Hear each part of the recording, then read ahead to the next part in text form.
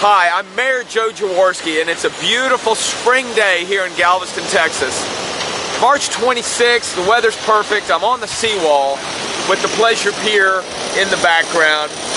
This is one of the most amazing economic development statements that has happened in Galveston's economy, certainly the tourism aspect of the economy, in my time here in Galveston. So let's talk a little bit about rebuilding our economy. The decisions that your government make should be decisions that make it easier for private investment to succeed. That's exactly what we've done here over the last 2 years in Galveston, and you can expect that to continue. Take the seawall, for example. Small baby steps over the last 2 years have led to a beautiful oasis of development at 45th and Seawall, where we took a $1 million gift from Frito-Lay and leveraged it with Department of Transportation funds to improve Seawall. It's now called the Fort Crockett Hampton Battery, and you can go there and enjoy, and it's a wonderful statement of Galveston's recovery. But we didn't stop there. We also passed a seawall parking fee by 61% of the vote, and we're right now negotiating with the General Land Office as to what the details will be. We even worked with Artist Vote to make the seawall benches something special, and they have little tiles now put on them that the children did at the local schools. Well, all that then was met with a $60 million economic development statement from Landry's, who has now announced the Pleasure Pier and are rebuilding it at the most incredible pace. This will be open by June 1st.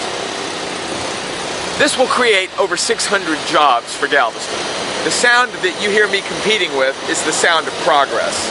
And it all started with a vision of improving the seawall. Okay, so we've left Seawall Boulevard and we're now on Broadway, otherwise known as Avenue J, at one of my favorite small Galveston businesses, Coastal Cruisers. I'm standing here with a 2010 club car Precedent, a honey of a golf cart, and you can buy any number of these things in all different colors and styles here at Coastal Cruisers.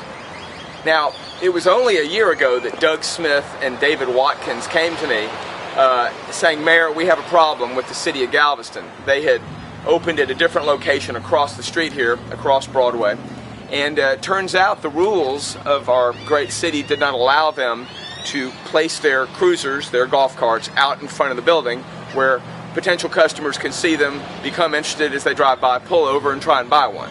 No, our rules required them to keep their golf carts inside, behind wood and glass, where nobody would ever see them. So the owners of the business had a vision, they had a desire to sell, they had a desire to create sales tax revenue for the city, and the city was shutting them down. I realized there was something I could do to make a difference. So I worked with Doug and David. We got an ordinance passed to change the law, allowing them to put their cruisers out front. They did so well in their first several months of business that they got another lease across the street on a larger piece of property where they are now. Business is good.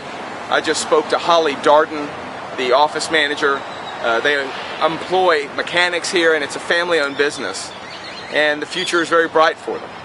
Rolling into spring to summer, you know they're going to be selling a lot of Coastal Cruisers. So this is the sort of thing that a mayor should be doing, being accessible so that small business can get a hold of you and tell you what their issues are, and then lead them through the process to get what they need to so they can succeed. Just like the Pleasure Pier, where we created an atmosphere of excellence for the seawall, and then it allows a huge statement. Likewise, you can do the same thing with even smaller businesses, and you can let people achieve their dreams here in Galveston. It is a customer-friendly environment that is here now because we have done the necessary changes in the city management, in the atmosphere of the city, and you can expect greater success in the economic community here in Galveston. That's what leadership's all about. Okay, now finally we're indoors here at the Sunflower Bakery, one of my favorite places to eat. This is emblematic of all the restaurants and hospitality locations that are a great part of our tourism and hospitality industry. You know, I get calls all the time from stores and restaurants now saying that they're having their best days ever. Oh, we had the most sales tax today. We had the most customers today. Spring break at this location, for example, was huge. And it's just another example of how things are going well in Galveston. Hotel tax is up, sales tax is up. And this is a message, I think, that leadership in Galveston is doing its job. Galveston's future is very bright. Economic development, raising the population, and spreading the tax base with quality development are what you can expect from me in my second term. This is proof positive that Galveston's on the right track.